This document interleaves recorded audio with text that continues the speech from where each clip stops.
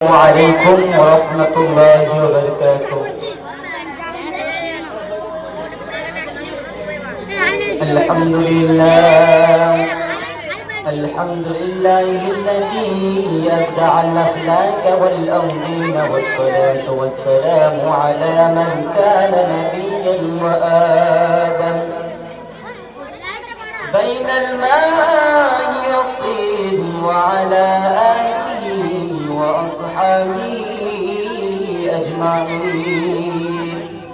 أما بعد، فأعوذ بالله من الشيطان الرجيم. بسم الله الرحمن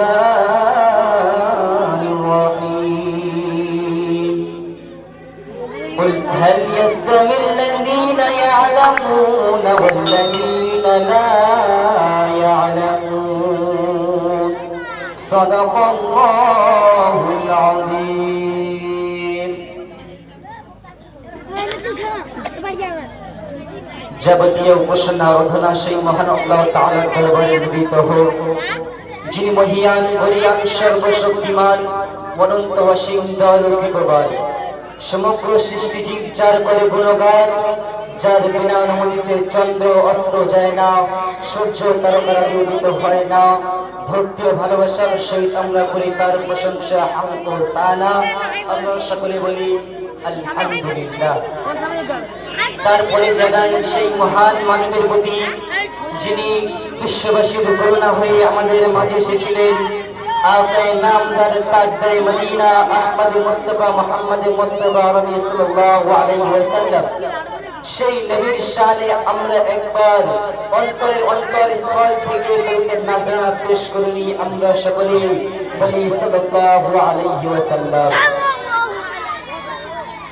অতঃপর আজকের মঞ্চে উপস্থিত সদ্য সম্মানিত সভাপতি সাহেব, মহামান্য বিচক্ষণ বিচারক মণ্ডলী, সবাইকে ও সামনে বসে থাকা প্রিয় শ্রোতা মণ্ডলী, সবাইকে আমার অন্তরস্থল থেকে প্রেম প্রীতি ভালোবাসা জানিয়ে ইলমের ফজিলত সংক্রান্ত কিছু আলোকপাত করার প্রয়াস রাখছি। আল্লাহ তাআলা সর্বক্ষণ সাহায্য করি।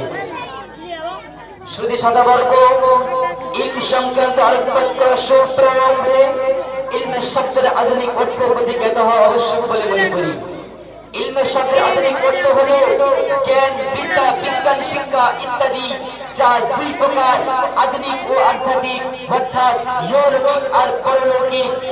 আর এক কথা চিরন্তন সত্য যে শিক্ষা ছাড়া কোনো জাতি উন্নতির অগ্রসরে উপনীত হতে পারেনি। মানবের মনে নতুন সূচনার বিকাশ করতে পারে না, রাজনৈতিক ও সামাজিক জ্ঞানের প্রতি উৎস জাগতে পারে না, সমাজের বিপদে অসভ্যতাকে দূর করতে সভ্যতা গড়ে তুলতে পারে না। চক্ষু তত্ত্ব পৃথিবীতে অন্ধকার লাগে, মুখ তত্ত্ব চাপে লাগে, কারণ শিক্ষা ছাড়া আপন ভাষা বুঝতেই অক্ষম। শিক্ষা ছাড়াই পূর্বেই কখনোই তারা বক্রতা, অমানসিকতা, মূর্খতা, অবিচার, অনাচার ইত্যাদি দুর্বৃত্তের ব্যতিক্রম হয়নি। শিক্ষা দ্বারাই মানব সমাজ বহু সৃষ্টিজীবের মধ্যে উৎকৃষ্ট বলে লাভ করেছে। ইলমের নিকট হিংস্র বন্য পশু মাতানত করে তা দাসত্ব করতে বাধ্য হয়। তাই তো প্রবাক্যে বলা হয়েছে, education is the backbone of a nation, অর্থাৎ শিক্ষা জাতির মেরুদণ্ড। তবে এর কথা চিরস্মরণীয় যে আধুনিক শিক্ষা জগতের উন্নতি ইহলৌকিকের মধ্যে সীমাবদ্ধ, আর আধ্যাত্মিক শিক্ষা উভয় জগতের চিরসঙ্গী। যার পথ প্রদর্শ মহত্ব সম্বন্ধে রাজাতুল সালেহিন পৃষ্ঠা নম্বর 26 উল্লেখ আছে। হযরত মুআয রাদিয়াল্লাহু তাআলা আনহু বর্ণনা করেন, হে বিশ্ববাসীগণ, তোমরা দ্বীন শিক্ষা অর্জন করো, কারণ আল্লাহ তাআলার সন্তুষ্টির উদ্দেশ্যে দ্বীন শিক্ষা অর্জন করো। ভক্তি হইল ভয় সৃষ্টি করে, যার অনুসরণে হিদায়াত, যার আলোচনা তাসবিহ, যার সম্বন্ধে কথা বলেন জিহাদ। মূর্খ ব্যক্তিকে শিক্ষা দাও সর্বশেষ, বিজ্ঞ ব্যক্তির জন্য ব্যয় করা সুষ্ঠু সন্তুষ্টি লাভের উপায়। কেননা এই হালাল ও হারাম চিনার উপায়, এই জান্নাতের আলোতে স্তম্ভ, ভয় প্রদর্শনের সময় শান্তি প্রদানকারী, ভ্রমণের সাথী, একাকিত্বের সময় কথা বলার সঙ্গী, সুখে দুঃখে পথ প্রদর্শক, বিপদে আপদে সাহায্যকারী, শত্রুর বিরুদ্ধে বস্ত্র, বন্ধুর মহলের সেবা। তাই তো আল্লাহ তাআলা খুঁজে দেখে তারা সম্মানে আসীন করে। আবার তাদেরকে নেতা বা ইমাম বানান। জনগোষ্ঠীকে পদাঙ্ক অনুসরণ অনুকরণ করে তাদের মতামত গ্রহণযোগ্য হয়, আপন ডানা মোবারক তাদের পিছিয়ে দেয়।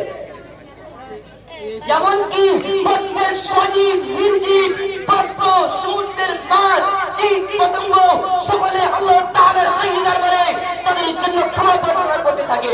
কারণ ইলমের অর্থ হলো মূর্খতা জ্ঞানের দিশায় নতুন জীবন লাভ।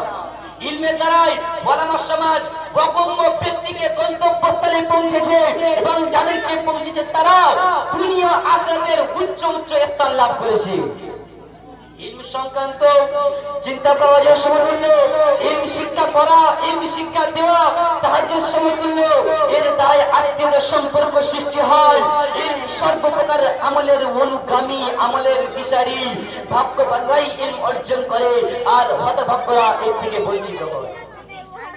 প্রিয় শ্রোতা মণ্ডলী, ইলম সংক্রান্ত আল্লাহ তাআলা তার মহান কালামে ঘোষণা করলেন, কুল হাল ইয়াস্তাবিল্লাযীনা ইয়ালামুনা ওয়াল্লাযীনা লা ইয়ালামুন। অর্থাৎ একজন জ্ঞানী কি একজন বিজ্ঞ সামঞ্জস্য হতে পারে? কোনদিন না।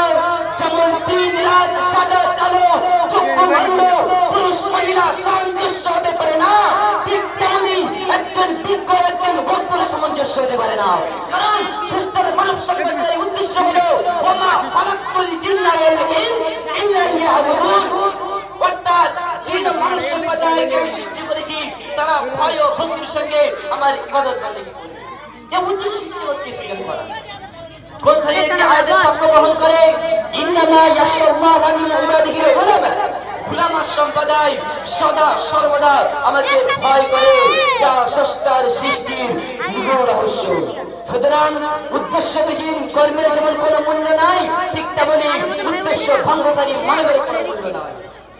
তাই তো প্রিয় নবী সাল্লাল্লাহু আলাইহি ওয়াসাল্লাম ইলমের বিকাশ ঘটাতেই অগণিত ফজিলত বর্ণনা করেন। যেমন আনাস قال رسول الله صلى الله عليه وسلم إن من شرط الساعة أن يرفع العلم ويثبت الجهل। হযরত আনাস রাদিয়াল্লাহু তাআলা আনহু বর্ণনা করেন যে নবী করিম সাল্লাল্লাহু আলাইহি ওয়াসাল্লাম ইরশাদ করিয়াছেন, মহাপ্রলয়ের পূর্বে ইলমকে উত্থান তুলে নেওয়া হবে আর জাহালাতের বিকাশ ঘটবে। তাই তো নবী সাল্লাল্লাহু আলাইহি ওয়াসাল্লাম ইলমের বিকাশ ঘটাতে অগণিত ফজিলত বর্ণনা করলেন।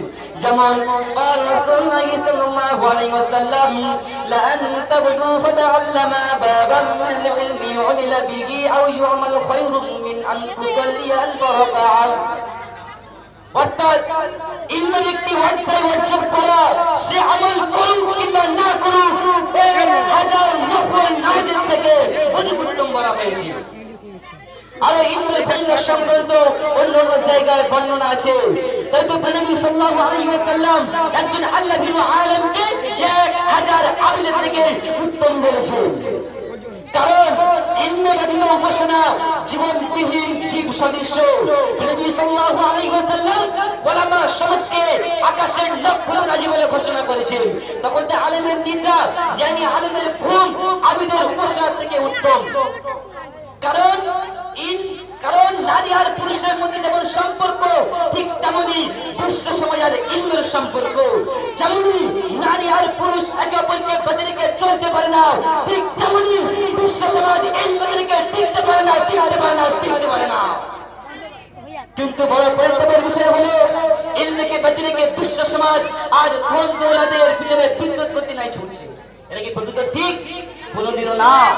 কারণ ইলমের উৎকৃষ্টতা ধন দৌলতের নিকৃষ্টতার বহু প্রমাণ আছে। একদা এক জৈনক ব্যক্তি হযরত আলী রাদিয়াল্লাহু তাআলা আনহুকে বিষয়ে জিজ্ঞাসা করলেন। তিনি উত্তরে বহু প্রমাণ পেশ করলেন। যেমন ইলম আলা নবীগণের উত্তরসূরি, ধন দৌলত ফেরাউন ও কারুনের উত্তরসূরি। ইলম ভাগ্যবিধাতা ভাগ্যবানদেরকে প্রদান করা হয়। ধন দৌলত সংগ্রহ করে রাখলে হ্রাস পায়।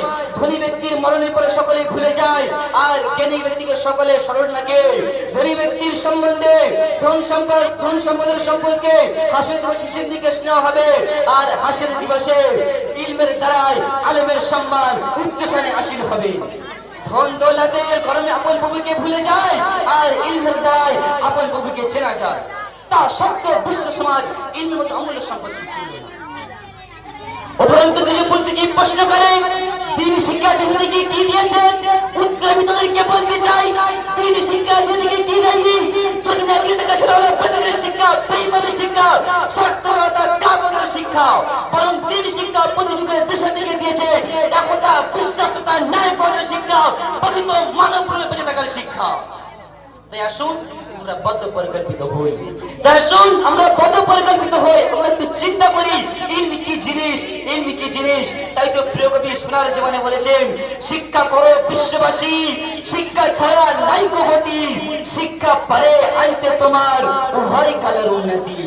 আলো বিহীন চিরাগ যেমন নাই কো তার কোনো জ্যোতি, শিক্ষা বিহীন মানবের তেমন নাই কো তার কোনো গতি।